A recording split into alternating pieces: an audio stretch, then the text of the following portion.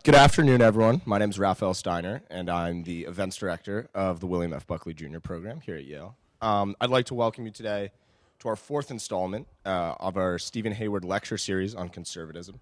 Today's lecture is on Justice Without Hyphens, the Dead End of Post-Modernism. Before I introduce Dr. Hayward, I'd like to make a couple quick announcements. First, for those of you who don't know, the Buckley program is an organization dedicated to increasing intellectual diversity and free speech on campus.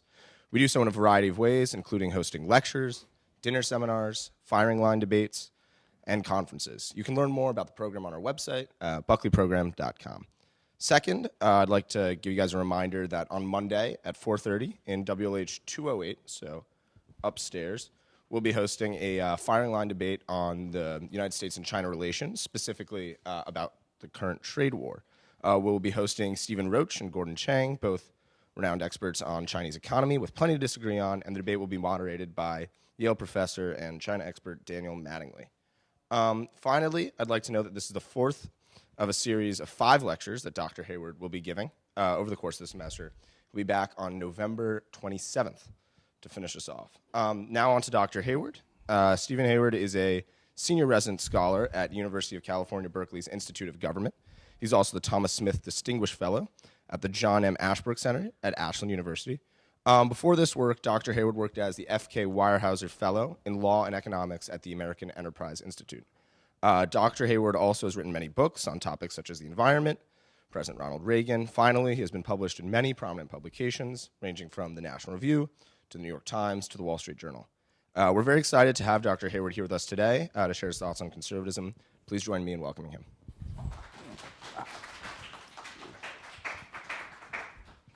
Well, thank you very much. Raphael, I think, was that it? Right? Yeah, good. Got it right. Okay, well, thank you. Thank you all for coming out on this really lovely fall afternoon. Gosh, it's just gorgeous out. And I'm sorry that I'm going to keep you here after sunset. So I've bitten off a pretty big hunk of, I guess, meat, you might say, to chew on today and try and sort out. And I don't want to go on too long, but it's going to take a little while to set the scene and unfold this a bit. What I want to try and do in a serious way, if I can, is get our hands around this term or this group of ideas that we lump under the banner of postmodernism. The phrase is often overused, and this turns out to be a difficult assignment. But let me frame it up, first of all, this way. Harvey Mansfield, Harvard's most prominent conservative, said many years ago that it's the job of conservatism today to save liberalism from liberals. I kind of like it. If you know Harvey, he likes to be mischievous in the way he does these things. And I'm sure he had a little wry grin when he said that. But lo and behold, my opening observation today is that it, in fact, is conservatives who are the primary defenders of a liberal tradition that's under sustained attack from the radical left, or sometimes you might say the progressive left. And unfortunately, I think a lot of old-fashioned or quote-unquote mainstream liberals are suffering from the intellectual equivalent of an immune system disorder and seem unable to fight back themselves. In fact, they weakly succumb to the attack, especially in universities. And given that conservatives have been for decades persistent critics of liberalism and the liberal tradition, this represents a rather stunning turn of events. But consider a few aspects of the current scene that we find in front of us. First of all, free speech. Once upon a time, back in the McCarthy era of the 1950s, it was liberals who championed free speech, academic freedom, open inquiry, while it was conservatives, including Bill Buckley, who inspired the Buckley program here, who argued that there should be some intelligible limits to freedom of speech and academic freedom. And in the 1950s, it was liberals who decried what they thought was the conformism of cultural and intellectual life in America. Today, it's exactly the opposite. It's the radical left that openly attacks the principle of free speech, calling it a tool of oppression and power, and imposing, especially on college campuses, an increasingly rigid culture of conformity. And suddenly it's conservatives who are coming to embrace what used to be the position of the American Civil Liberties Union on free speech. I think this looks to me a bit more like conservatives taking to the lifeboat amidst the sinking ship of academia. Still, if you had predicted this to Bill Buckley in 1955 or 1960, he would find it surprising. A second, democracy itself. Conservatives have long been skeptical and had a lot of criticisms of democracy for reasons that stretch back to antiquity, to the critiques of democracy from Plato and Aristotle and others.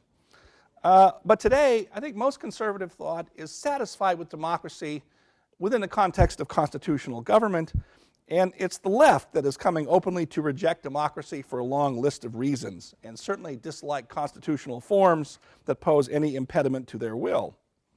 A third, and here's where we start to draw nearer to the main subject, it used to be that conservatives were overwhelmingly the critics of the Enlightenment. That's if it's still possible to speak of the Enlightenment as a thing. Today, it's become a complicated subject, like a lot of historical investigations. Today, the Enlightenment and its legacy is increasingly rejected by the radical left, and is now more often defended by conservatives.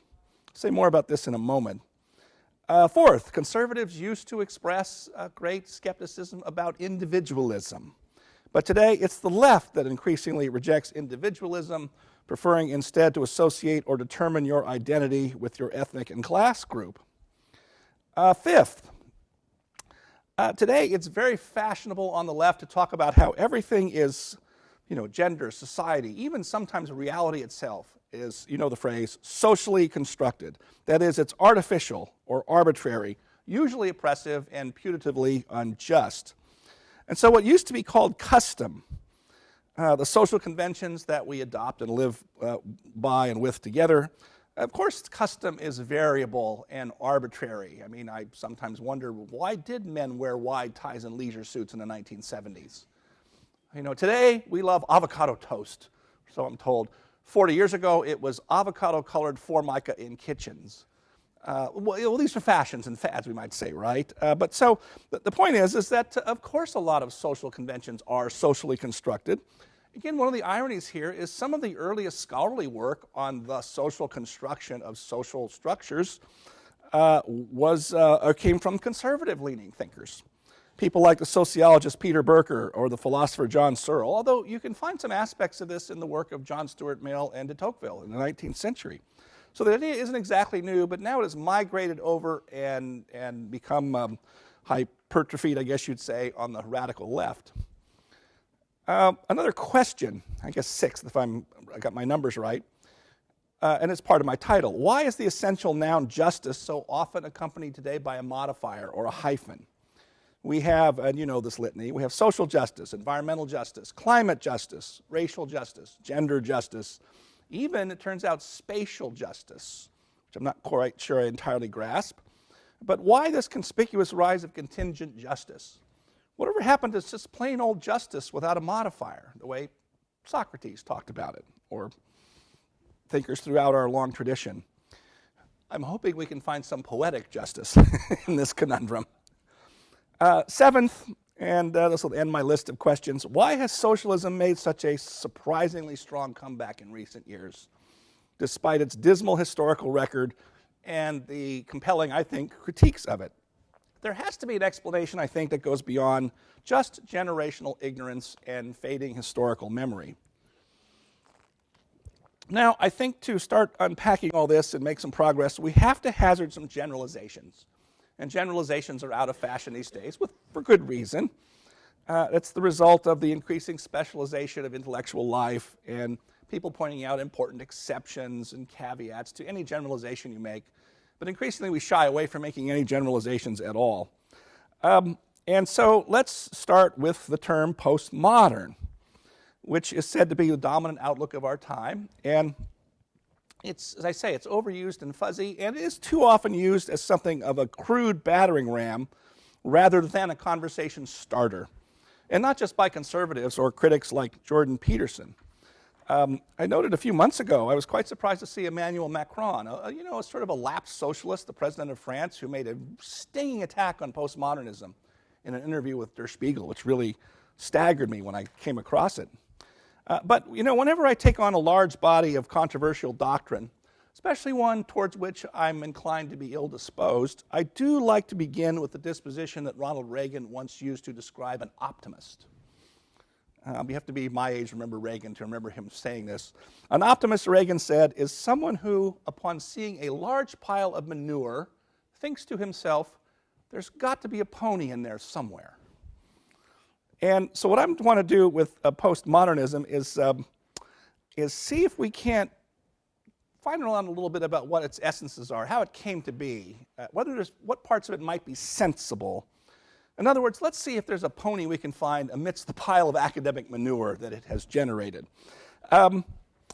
So let's start with the term modern. I mean, on the surface, if postmodern means what comes after modern, let's make sure we know what we mean by modern. I'm not sure we necessarily do anymore. But I think that you can, through a large extent, reduce modern to the Enlightenment and its legacy. Right, I mean, there are multiple Enlightenments. There's a French Enlightenment, Scottish Enlightenment, and so forth, a German version of it.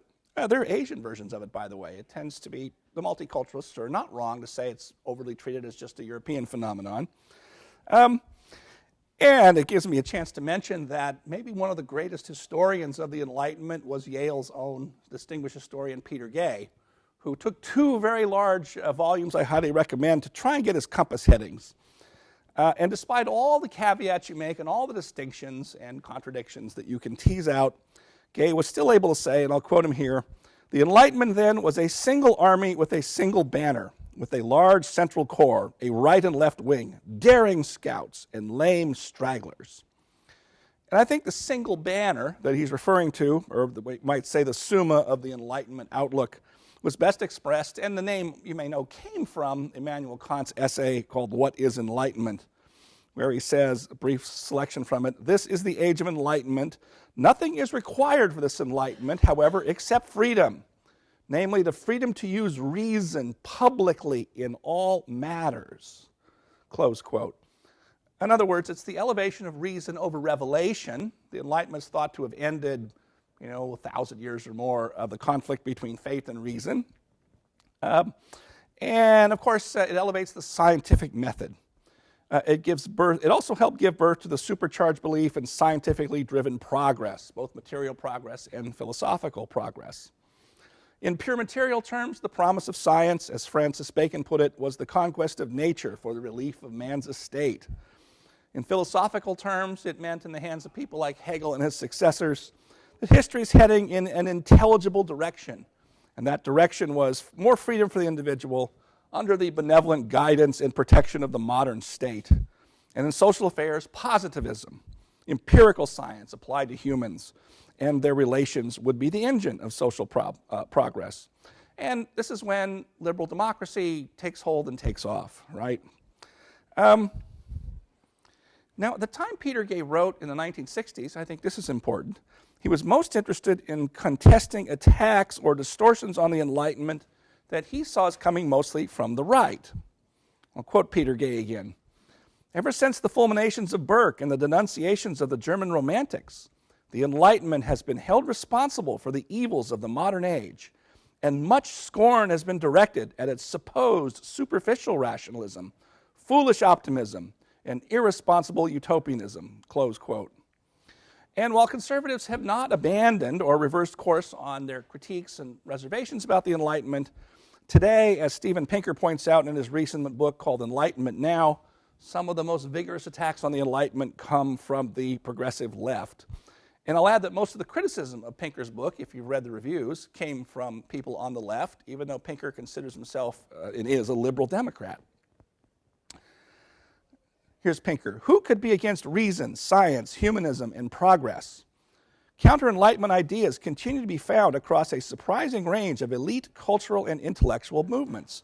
He's too polite to say, but who dominates most elite intellectual and cultural movements? And then he does, I say he's too polite, but not for very long. He says, he takes dead aim at postmodernism and says, "The postmodernist credo is that reason is a pretext to exert power, reality is socially constructed, and all statements are trapped in a web of self-reference and collapse into paradox." And that tends to be the way we characterize the matter today. But in looking for the pony amidst the manure, we might want to pause for a moment and ponder a few ways in which what is often called critical theory or postmodern critical theory does have some parallels with conservative perspectives. I mean, after all, if postmodernists are critical of the Enlightenment, and conservatives are critical of the Enlightenment, you might want to slow down a minute and say, why is there possibly a Venn diagram that overlaps there? Or is there one? In what ways? I'll give you one superficial clue about this. Maybe it's not that superficial, but one of the foundational texts of postmodernism came out of the founders of the Frankfurt School. And that's the book by Max Horkheimer and Theodor Adorno in 1944 called The Dialectic of Enlightenment. I'm not sure Horkheimer and Adorno are much read anymore, which I think is too bad. Of all the literature I've tried to take in of this very diverse field, I find theirs the most interesting to read and most readable, I'll add to that. And although it's dense and difficult, it's more comprehensible. But Horkheimer and Adorno, in the first page of their book, say this: the fully enlightened earth radiates disaster triumphant. The curse of irresistible progress is irresistible regression. Close quote. The whole book's a thoroughgoing attack on just about every leading aspect of the Enlightenment that you can conceive.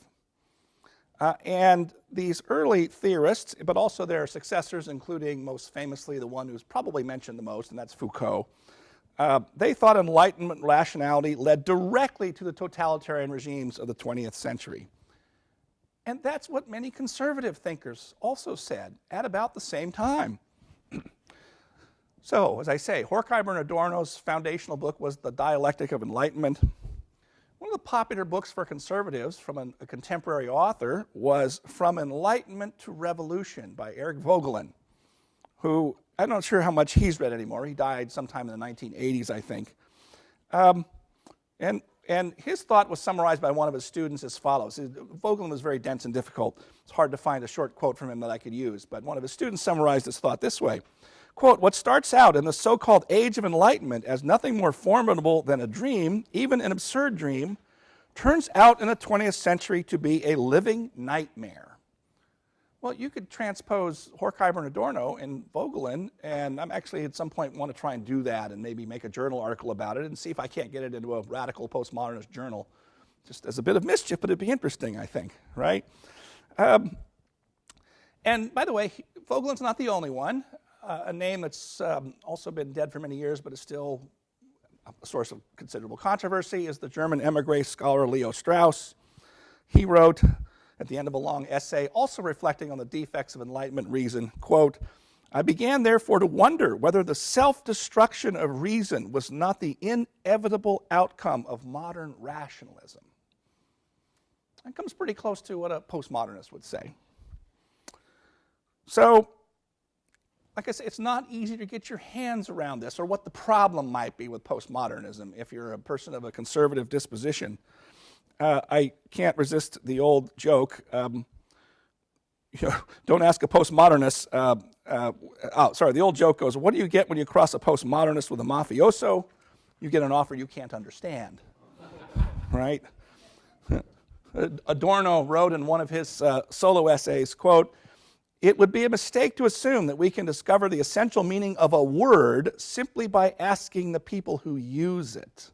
This is drawing us into the problems of advanced linguistics and semiotic theory that I will not try and torture anyone with because it's torture to me when I try and get through it. And there are other people who say the same thing. Michael Lynch, a philosopher, actually here in the Northeast somewhere, here in Connecticut at a university, not this one, a different one. He said, pretty much everyone admits that it is impossible to define postmodernism. This is not surprising, since the word's popularity is largely a function of its obscurity. But again, I think we can hazard a few generalizations about what most critical theorists have in common. First, as already mentioned, a deep skepticism about human reason itself. Adorno, quote, reason is incapable of determining the ultimate aims of life and must content itself with reducing everything it encounters to a mere tool. This is otherwise an attack on, nominalism. That's also part of the Western tradition of reason, right? Second, conventional notions of objectivity and claims of knowledge are an illusion and are based on ideology. And all claims about justice are bound up with assertions of power. This is the intellectual ground of the claim I've already referred to, that free speech is simply a tool of oppression. In a world where we can't speak about objective reality very directly, then the most essential thing work out or contemplate is power relationships.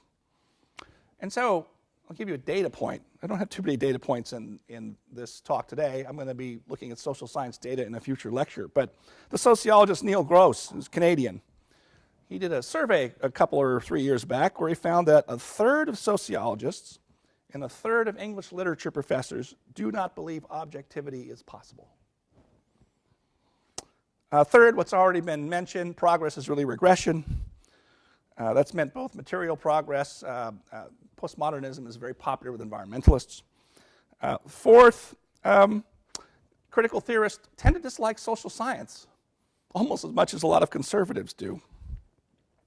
Fifth, it's very easy in postmodern literature to define criticisms or regrets about what they call and what conservatives have called the atomization of the individual.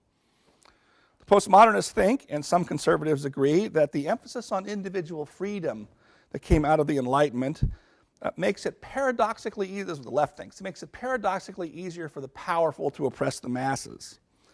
And so the modern liberal, conventional old-fashioned liberal distinction between the private and public life, between civil society and private life is a myth.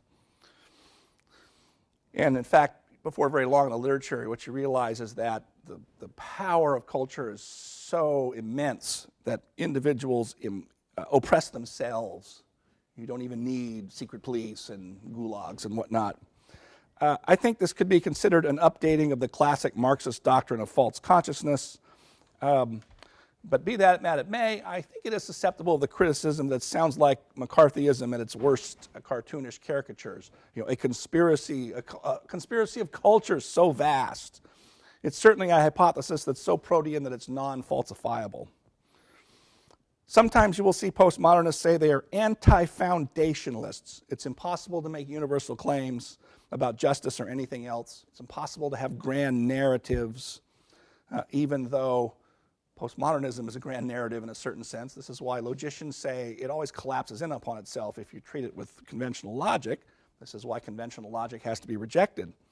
Now, again, I want to try to be a little bit fair. Of course, there are difficulties with language and communication, and multiple interpretations are possible, especially as you ascend the ladder from concrete nouns to abstract nouns. So, for example, you say chair, rock, window, tree, even human being. Pretty much know what those are. Even though there are 1,000 different kinds of rocks and different sizes and shapes, we still know what a rock is. Then what about beauty, goodness, honesty, freedom, justice, and then the biggest one, truth? Well, those have an abstract character to them that's going to mean it's going to be harder for all of us to agree and settle upon their meaning and application. So beauty may be in the eye of the beholder, although I actually dissent from that. But it would take too long. We'd have to get off in the philosophy of aesthetics to work through that. But is justice just in the eye of the beholder? Play this out a little further. If objectivity is impossible, if language itself is subjective or corrupt or determined by power relations, if common deliberation is therefore not possible, then it raises two stark questions. Why are we having this conversation? More importantly, how are we having this conversation? Right? If we mean different things by language, then the conclusion, if you're serious, is we can't really communicate. Now, I think the radical skepticism of critical theory should be contrasted with old-fashioned Socratic skepticism. If you remember Socratic skepticism, it begins with the axiom, I know that I know nothing. And that's meant to indicate an openness to being, to use that metaphysical term. In other words, the openness to being is a quest that begins always with the question, what is? What is about everything? And I think radical postmodern skepticism evinces the exact opposite. I know that nothing can be known. Few postmodern thinkers say this very directly, or some may not even think it explicitly. But when you take layer upon layer of the complications that the critical theorists lay down in the path of understanding anything, it amounts to the same thing. Now, at this point, a lot of critics of postmodernists say, well, they're just completely moral relativists, and if not completely nihilistic. And I think this is actually, you can see why someone would make that conclusion, but I think that charge might not be entirely fair. I mean, I've struggled through Foucault, and it is a struggle to read him because of his dense prose. But I got to thinking about the fact that the left these days is nothing if not highly moralistic. That may be selective, but there's no doubt when you talk to someone on the left that there's, sexism is unquestionably a moral evil. The moral wrongness of genocide in Darfur is not something you have to establish. Sexism, you think of the sort of long list of things that have the moral passions of the left worked up. And as I read Foucault, he doesn't think that there's no truth at all, or that objectivity is completely impossible, or that language is wholly subjective. He just thinks it is so difficult that maybe where I finally conclude is that what he thinks is, to borrow Socrates' famous metaphor about the cave, is that the cave is so deep underground that it's nearly impossible to ascend from the darkness to see the light. Now, what then do the postmodernists rest upon as the ground of judgment? It has to be there somewhere. And it turns out to be, it would take a while to explain this right, so I'm going to have to do this a rather hasty way, but it turns out to be what has long been called historicism, right? Historicism, the idea that we're simply overpowered by the horizons in front of us, bounded by them, right? It's become the background noise or the intellectual muzak of our time. We can't really ask what is about anything. That was Heidegger's argument, Martin Heidegger. Everything's historically determined. And that's what leads us to something that's very popular here in Yale's literature department for a very long time, and probably still is, Deconstruction and Literature. We're told we do not privilege the text or the intention of the author of the text, because his or her thinking was entirely determined by the historical circumstances of their time. And every generation will want to apply its own horizon to ideas and texts of the past. And therefore, tradition of any kind has no standing. In other words, to put it still another way, the author, Shakespeare, Jane Austen, they were prisoners of their time, whereas we are liberated, of course, because we're further down the road. Though, if you think about it, it means that future generations will think that we are all prisoners of our time. Nothing is permanent. And I think, by the way, this historicist disposition, very widespread, I think it goes a long way to explaining the death of the humanities. I mean, if you're telling students that there's no permanent meaning to these texts except what you want to give it, why bother with all that reading? Why read 600 pages of Dostoevsky if it's all up to you at the end of the day? And you hear a lot of students come out of literature classes and say, that was kind of interesting, but I don't think I'll take another one. You hear this a lot. And it's one reason, I think, why majors in the humanities are plummeting at universities everywhere, including even the best ones like this one. Now, no reasonable person would deny that changing historical circumstances have a powerful impact on how we think about everything, including the requirements of justice. And the point is that if postmodernists are right or partially right on some questions or overlap with conservatives, is there a way to find some common ground? In other words, if you clear away a lot of the manure, have we spotted a pony yet? Let me give just two more observations to draw to a conclusion. First, to the extent that there is some common ground between conservative perspectives and postmodern perspectives, I think it can be explained by a famous line of Samuel Johnson reviewing a play he saw in London, where he said, quote, "What is good is not original, and what is original is not good." And I think that old dichotomy applies perfectly to many core propositions of postmodernism. So you think about the difficulties of language that I briefly alluded to. That it's a tool of power, and this is, as I say, informed by very advanced linguists and semioticists who are very hard to understand. But when you reduce them to their essence, they resemble nothing so much as the arguments about rhetoric and justice that you find in several of Plato's dialogues, like the Gorgias and the Phaedrus, and of course the Republic. I mean, the idea that our inherited ideas of justice are just cloaks for assertions of power or acquisitions of power, that's the same argument Thrasymachus makes to Socrates in the opening of the Republic. Justice, Thrasymachus argued, is merely the interest of the stronger. That's what postmodernists say, although not as succinctly. You know, Socrates, if you remember the Republic, makes rather quick work of Thrasymachus. In other words, there isn't much new under the postmodern sun. And some of the postmodernist authors are aware of this. Horkheimer and Adorno do talk a bit about Plato, and they talk a bit about Bacon and why they don't like him and so forth. But their readings, I think, seem very simplistic and superficial to me.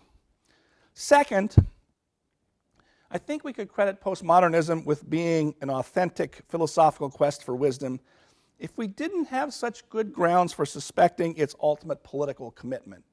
What do I mean by that? I mentioned earlier the Frankfurt School. That's kind of the beginning of it, although they trace back some of their ideas to Nietzsche at least. And the Frankfurt School, if you know the story of a lot of them are emigres from Europe for the reasons everyone knows. But they had a strong leftist commitment, even a revolutionary commitment. And so they had to embark on a reclamation project. Why? Because Marxism had failed. You know, between World War I and its aftermath, and then the rise of fascism, a worldwide economic crisis, none of it was proceeding according to the way Marxist dialectical materialism said it would. We weren't having the workers' revolution. None of it was going according to plan. And so these very, creative thinkers, I have to say, they thought if the ownership of the means of production is not the primary driver of history, then maybe a more capacious theory of culture and psychology could work to explain the supposed persistence of oppression and inequality. And that's where critical theory is born. And to make a long story shorter, it's too long already, it's a very transferable approach to grounding radical politics in a pseudo-philosophical creed that's less susceptible to falsification, like the Marxist theory was. It's very easy to draft off of these very thick theoretical edifices and launch forth with structural racism, unconscious bias, patriarchy, consumerism. You all know this, heard a lot of them. And of course, not to mention every successive wave of radical feminism. And that's where we get what I call hyphenated justice. All the specialized identity or cause-specific kinds of justice, such as social justice, environmental justice, and so forth. And all of them, if you read the literature, can trace back the core of the injustice to all kinds of critical theoretical insights into unconscious oppression, and right, it all gets very complicated very fast.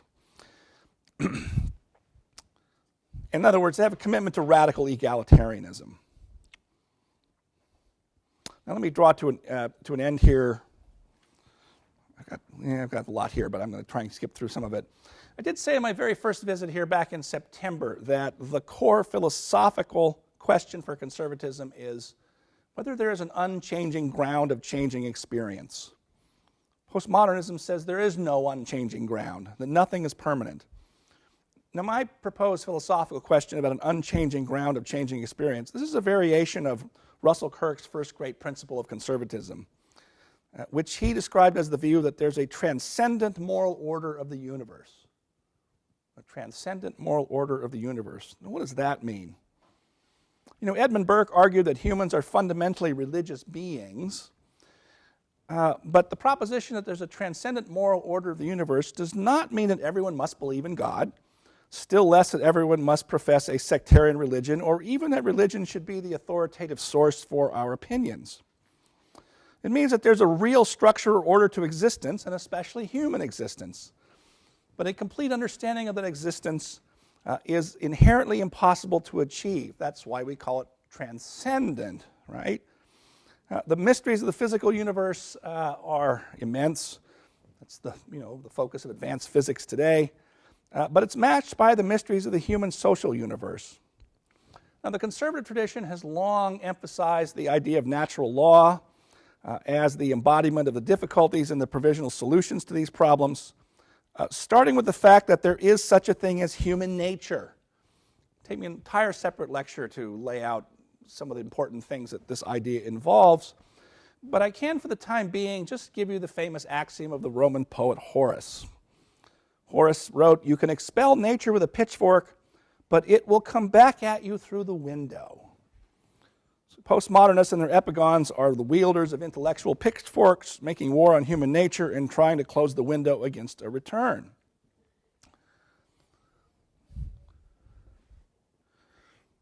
Now, so in other words, let me try it this way. The basic conservative critique of Enlightenment reason was that its reach exceeded its grasp. Reason is insufficient to pierce the mysteries of the universe. To borrow the current language of postmodern theory, and this is kind of fun to be able to do this, all the Enlightenment did was privilege. That's a word postmodernists like to use. They privileged reason over revelation. And conservatives agree with that critique up to a point, as I've said. But what postmodern theory has gone on to do is now attack reason in much the same way revelation was attacked in the Enlightenment, right? The Enlightenment was partly settling that argument in favor of reason over revelation. Okay. But now postmodernism is attacking reason too. So we've thrown out both of the sort of sources of authoritative thought and ways of conceiving the universe of the Western tradition.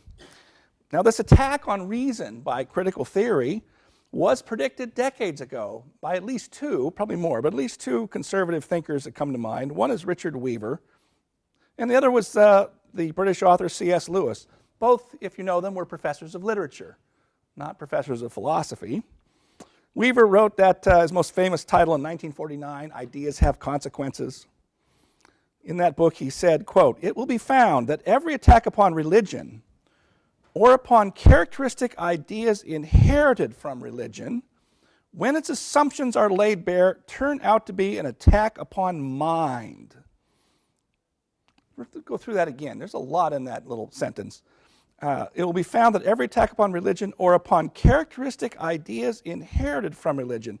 It would take me too long to go into now, but the tradition of reason and the tradition of revelation are really sharply intertwined. That's why Aquinas is a logician, right? In other words, there's a basis in our faith traditions, all the monotheistic ones at least, that points towards reason and science. That's not widely perceived or appreciated anymore. And, an attack on mind. I mean, when we are told that almost all of our motivations are hidden to ourselves, are driven by sub-rational forces, it means that our minds are incompetent or unable to perceive reality. That's an awful lot. That's some of the direct statements of critical thought. And then in his slim but indispensable 1944 book, The Abolition of Man, which I highly recommend everyone read, it's just 70 pages long, read it in a couple of hours, C.S. Lewis anticipated the rise of critical theory when he started noticing the way pure subjectivism was creeping into literary criticism. More and more literary critics were saying, well, we can't really know what a text really means, or, any statements of value, the way it would come out, are purely subjective. And Lewis thought that was wrong. But along the way, Lewis said a couple of things that sound very appropriate to the current time. Quote, "The belief that we can invent ideologies at pleasure and the consequent treatment of mankind as mere specimens begins to affect our very language." And of course, one of the things that's so notable about critical theory or postmodernism, I've been using those terms interchangeably, is the thick jargon and very specialized language used by the insiders of it, right? It's affected our very language. Lewis had a remedy. He said this: "A dogmatic belief in objective value is necessary to the very idea of a rule which is not a tyranny, or an obedience which is not slavery." Now that's a curious sentence. A dogmatic belief in objective value. Why dogmatic? Dogmatism usually speaks of assertions of will, claims of authority that may not be entirely justifiable by reason. And that doesn't really fit well with the idea of objectivity, understood plainly and simply. Well, there's a couple of reasons. One is because of the limitations of reason I've already hinted at. But just because there are limits to reason, just because there are mysteries that are hard for us to pierce, doesn't mean objectivity is not possible. But likewise, it doesn't mean that reason can give us perfect solutions to all of our problems. But why dogmatic? I think it's necessary to confront the nihilism of our time. A lot of people remember Winston Smith in 1984 when the person says, "How many fingers am I holding up?" He says, 4. He says, "No, there are 5." Right? This is what Lewis means. No, you have to be dogmatic that for means for. Or one I like better, actually. I'm not sure this inspired Orwell. It might have, for reasons that would take a while to explain. But Lincoln used to love to ask the question, if you call a tail a leg, how many legs does a dog have? You'd say 5. He'd say, no, 4. Calling a tail a leg does not make it a leg. That could get you in trouble on college campuses today. What if the dog identifies as an aardvark? Right? But you see the problem here, right? So now I will give you the very end of Lewis's short book, and it will, with one addition for me, be the end of my lecture, and then we can have some discussion. This is a perfect encapsulation of something that Lewis was only foreseeing. It didn't really exist widely at his time. Quote, "It is no use trying to see through first principles. If you see through everything, then everything is transparent. But a wholly transparent world is an invisible world. To see through all things is the same as not to see." And so to return to my starting point, after stripping away all of the manure of postmodernism, you will find the pony underneath is either an invisible unicorn, or the pony is wearing some conservative colors and is very much relieved to be getting out from under the pile. Thank you all very much. I'll be happy to try and do questions. I mean, that was a lot, and to try and squeeze into 40-some minutes or so. And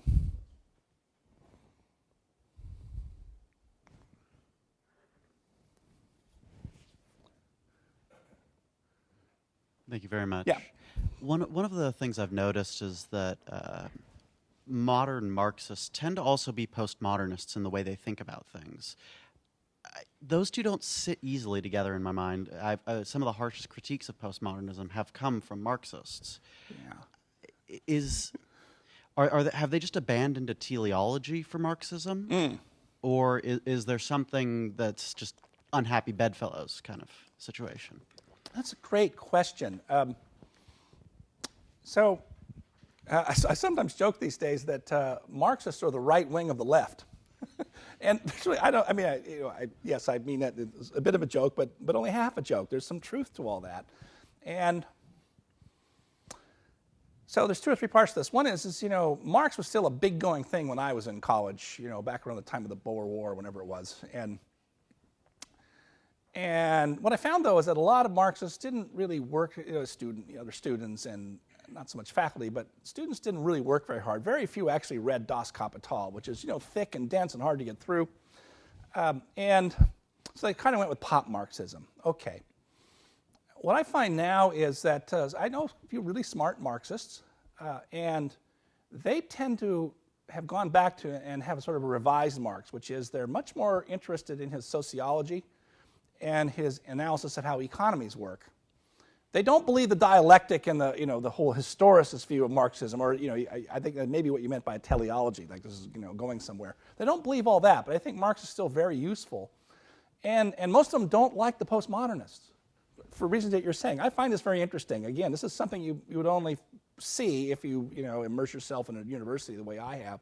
I think from the outside world, this seems kind of incomprehensible, perhaps, but it is happening. So.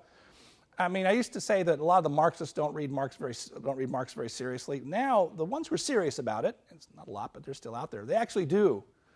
And I think they read him understanding that this sort of, the old idea that it's inevitable, we're going to have this revolution, all the rest of that, that's not going to happen, but Marx had insights. And I think there's, you can credit that to some extent. Now, the similar thing with the postmodernists is that I don't think a lot of people today who march around under the ideology. Well, I mean, I'm always tempted. Whenever I see Foucault referenced in some journal article that I can barely understand, I think to myself, I want to sort of check their footnotes and go back and see if they've actually read Foucault. I think a lot of times they haven't. I think now you're reading Foucault for Dummies or whatever is sort of the guidebook to use and how to talk postmodern. And so they do remind me of the Marxists. And I don't think anybody reads Horkheimer and Adorno except for really weirdos like me. And so I think that there is a parallel there between the old sort of, I guess you'd say, lazy Marxists or politicized Marxists and the people now who say I'm a postmodernist and whatnot. But I am watching that. I mean, my last lecture here a couple weeks ago was about intellectual divisions on the right. You have them on the left, too. They're not as well organized as the right, I'd put it that way, but they are out there. And so that's a very interesting question about also, I think some of the smart Marxists I know, because they think the postmodernists are superficial and kind of nuts, also think they're not helpful to actually achieving progress and greater equality and better economic performance. I have great arguments with some of these folks. I've gotten to know a couple at Berkeley, and I really like them, and we get on pretty well, even though we disagree about everything from A to Z. But we have really good, and I learn a lot from them, from talking to them. So keep your eye on that. That's a good one. Someone over here, I think, had a question. Did you? Fantastic. Yeah. I mean,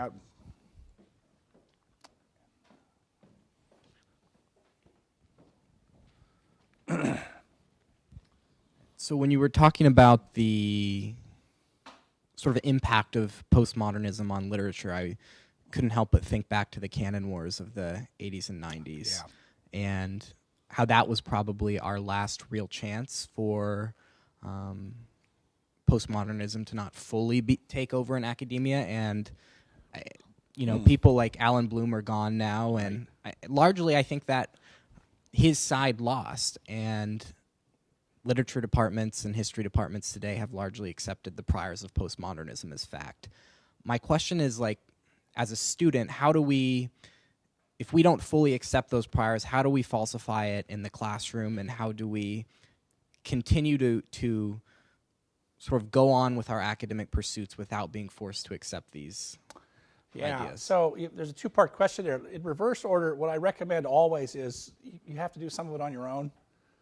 That's part of what this program's for, but you got to do a lot of it on your own, unfortunately. You have the right disposition for it, I think. Looking back on my own education, more as an undergraduate than a graduate student, where you're much more focused, is some of the best reading and best thinking I did were things that I did all by myself, outside of class. Sometimes related to a course I was taking, but I would do a lot of extra reading. I was weird, I guess. I did a lot of, of course I became a professor. We're always weird by definition, but you have to be. And then the informal conversations I'd have with my other classmates turned out to be more important to my own thinking and education than what went on in the classroom in a lot of cases. And I have more vivid memories of some of the things I read on my own than things I ever read in a particular class. Now, I'll say more about, the first, how do I try and argue back in class? I don't know. I did. I wasn't doing literature. I was in some economics classes where I'd come in every week and I'd say, there's this guy in Chicago named Milton Friedman, and he says this, and I'd have a journal article because I'd look it up in the library. The professor actually liked it. He was an old-fashioned Keynesian, but he liked the liveliness I brought to class. It was great. And if you have a professor like that, then go ahead and challenge away. It varies from person to person, right? I know lots of professors where that wouldn't get very far. Now, as for losing the canon wars, one of the modern novels that may speak to this was Ray Bradbury's Fahrenheit 451. We burned down all the books. That can be seen as a metaphor for what's happened, right? And of course, it's been a while since I've read that, but people memorize books, they cherish them, and there's a rebirth for it, is sort of suggested, I think, at the end of that book. So a quick story, and there's an article about this in the Wall Street Journal and a couple other places. Out at the University of Oklahoma, there's a guy named Bill Mcclay, or Wilfred Mcclay, but we know him as Bill. Have you ever had Bill here? You should sometime. He's terrific. He's a professor at the University of Oklahoma, and he got together with a sort of moderate liberal professor of literature. He's a historian, Bill is. And they decided to teach a course that is, I won't say based on, the course is the 1940 or 1941 Auden syllabus. If you want to Google that, you can look it up. It's sort of the classics of Western thought and literature. It's a hugely long reading list. It's not unlike the directed studies reading list here at Yale, and it's turned out to be hugely popular. They try and keep it to a seminar down to like 30 or 40 people, but 150 want to get in every time they offer it, one semester a year. Well, why is it popular? I think I know why it's popular. People know that this, the debasement. If you tell somebody Jane Austen is a prisoner of her time and maybe the prose is good, but there's nothing really permanent value to learn from this, why are you going to waste your time with that? But if you're actually open, this is a point I often make, is conservatives think that Shakespeare, Jane Austen, whoever, have things of permanent value to learn from, that they actually had an intention and insights that are timeless. Now, they may be wrong. By the way, the interpretive rule I always use, and by the way, this is a recommendation. It's amazing this should be controversial, but a conservative should say, you always try and understand an author as they understood themselves first, before you understand them differently or better. So, maybe you can explain some wrinkles in Jane Austen or Charles Dickens because of their experience, perceptions, and where they were, but you ought to read what they say first. Say, what did they mean by that? Or what are the things that might be meant by that? Because a lot of ambiguities, right? That's not the way, the modern way of doing it is the other way around. We impose our overlay on our ideology on it. And so, God, some of the worst stuff you can read is, Shakespeare and, feminist Shakespeare. And it's not all bad. I mean, there's some wheat and chaff to be separated there, but a lot of it's just bad, right? I won't say you never do that. So you can do that second. I think it's perfectly reasonable second to say, well, I'll just make this up. Shakespeare was pretty tough on women. Yeah, okay. Not the way we would do it today. That's fine. But to start that way is to just debase it, right? And so that's the disposition to have, and try it if you can, if you want to in class. You need to be brave about it. I was always kind of, I like to fight, right? And so I had fun challenging my professors in class, but it's not for everybody. So, but the first thing is the important one. A lot of it you're going to have to do on your own, but you're perfectly well equipped to do it. So, someone else? Thank you. So I'm in the Directed Studies program here, and I opted to skip, or am opting to skip today, a session that's like it's an extra class. I would say it's on critical feminist perspective of Seneca's On Anger. Yeah. So I'm opting to skip that. But I was wondering, it seems like a lot of these like literary criticisms that postmodernists have, it's like very selfish. It's all about like me, and how does this like text kind of relate to my identity? What do you think is behind that? That's a theme I didn't have time to develop in my main lecture because it was going to take too long. So I did mention briefly the sort of political commitment behind this, which is if you're committed to radical egalitarianism, which requires revolution, then you're willing to go to all kinds of contortions to figure out what's in the way of it. For Marx and Engels, it was just factory owners. I mean, that's a little simple, but for shorthand, it's factory owners. For the critical theorists, it's everything. It's culture. It's it's just this whole, and we oppress ourselves. There's a psychology in it. Oh, it's everything. Like I say, conspiracy so vast. I did ask the question, why is socialism coming back again? Why is it suddenly popular? I think these things go together. And I'll go after it this way. Whittaker Chambers said, why is communism popular? He was thinking, Soviet communism 80 years ago. It's because it's the oldest seduction offered by the serpent in Genesis. Ye shall be as gods. And so, one reading of an awful lot of postmodern enthusiasm is it's a ratification of the willfulness of the self, right? Yeah, people are very self-absorbed. The irony here is, having attacked individualism, at least liberal individualism, and that, the Enlightenment tradition, it ends up being a hyper-individualism, right? Your own interpretation and, your own reality, right? Your own truth. How often do you hear people say, my truth is this, your truth may be something else. Okay, I'm going to say the sun's rising in the west tomorrow. That's my truth for tomorrow morning, right? But, you have people who actually go that far practically. They'll say, well, that's silly. You say, why? Anyway, you play that out. But I think that it really is that simple. It's a very sophisticated rationale for, human willfulness and human desire. And I always hate to reduce things that simple to motivations, but I think in this case it really does fit. So, and by the way, I'm not sure that a feminist reading of Seneca is necessarily horrible. It might be interesting, but a lot of times it isn't, and so it's, I don't know. Someone else? What are we doing here? We're almost, yeah. Let me wait for the microphone because we wanted to actually, I don't operate or live at your level. Consider yourself fortunate. How do you think this is going to work out in our country? I mean, we have we have these different states. They're set up so each one can be a laboratory of its own wishes of its people. Do you think there are going to be states or even cities that really, keep going with this, hyphenated justice. And so we're going to be able to see how it all works out. I mean, you're from California. You're sort of on the leading edge of a lot of this. Right. Do you see areas of the country just going further in these directions? And I guess we'll find out if it works. Well, yeah, I mean, probably several observations, but two I'll offer is, one is that a lot of people used to say, I probably did too, that, well, this sort of campus craziness just on campus and people grow up. And then we saw what happened at Google here a year ago, where they fired the engineer for being politically incorrect. And what you learn is that, this sort of ideology of patriarchy and oppression and stereotyping and on and on and on, it's now embedded itself in the human resources departments of a lot of major corporations. Because that's probably the only place you can get hired with a degree in some of these fields, right? And so now it's spreading out in the real world, especially out in California, but you hear about it in New York and other places. And we'll see how that plays out. We could talk a long time about that. I don't want to ramble on too much. But then the second part of it is, I think you're starting to see some market forces. So colleges, everybody wants to get a degree. That's the ticket to advancement in America, higher education.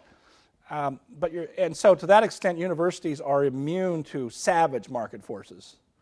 I'm trying to think of something that's just disappeared, like, I don't know, landline telephones, right? People talk about online education. There's stuff that's taking hold. People like the old bricks and mortar and a professor in a room and eyeball-to-eyeball education. I think that still is. I don't think that's ever going to be replaced. But you're starting to see some market tests. So, the University of Missouri, when they had, their eruption with campus craziness 3-4 years ago, saw applications drop by a third, had to close 6 dorms, lay off 150 people. Now, see, Yale's kind of immune to that because it's Yale, right? Yale may have scared off some people with its Halloween costumes a few years ago, but move down the food chain a little bit in academia, and you're seeing some colleges where this is starting to have an effect. Second, I think some of these departments are going to start shrinking because of declining enrollment. I've been predicting for a while that you're going to see some universities, especially your state colleges and others, split in effect into 2 universities. You're going to see the STEM subjects and also business and economics. They're going to thrive, and the humanities and a lot of the social sciences are going to wither and decline. And I'm starting to try and track this. You're seeing some departments at big state universities where when someone retires, they don't fill a tenured professorship. They move it over to economics or someplace where there's higher demand. And that's going to start taking its toll on things, I think. We'll see about all that. A few other things have happened. About 2-3 years back, the University of Tennessee, the Dean of Diversity and Inclusion, sent out a memo to everybody by email at the holiday time at the end of the year saying, probably be good if people didn't say Merry Christmas because it might not be inclusive language. Okay, maybe not.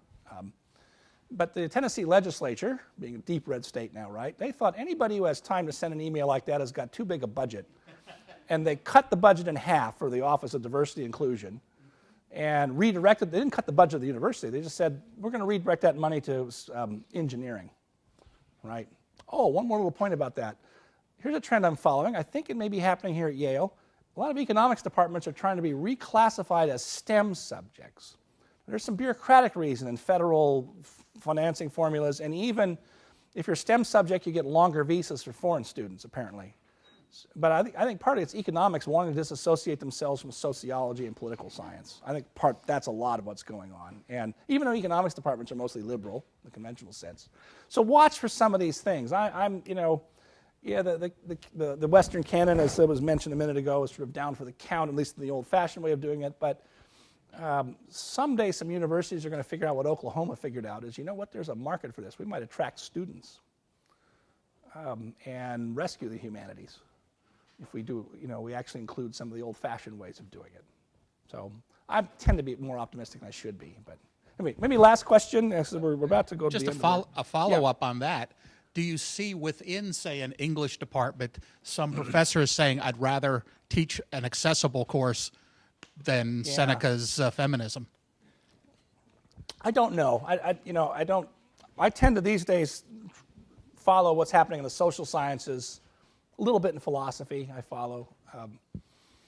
I got to look at English a little closer. I mean, I hear things, but I haven't. I mean, some of the other disciplines I actually try and follow and look at in a fairly systematic way. And English I've kind of neglected just because the day's too short.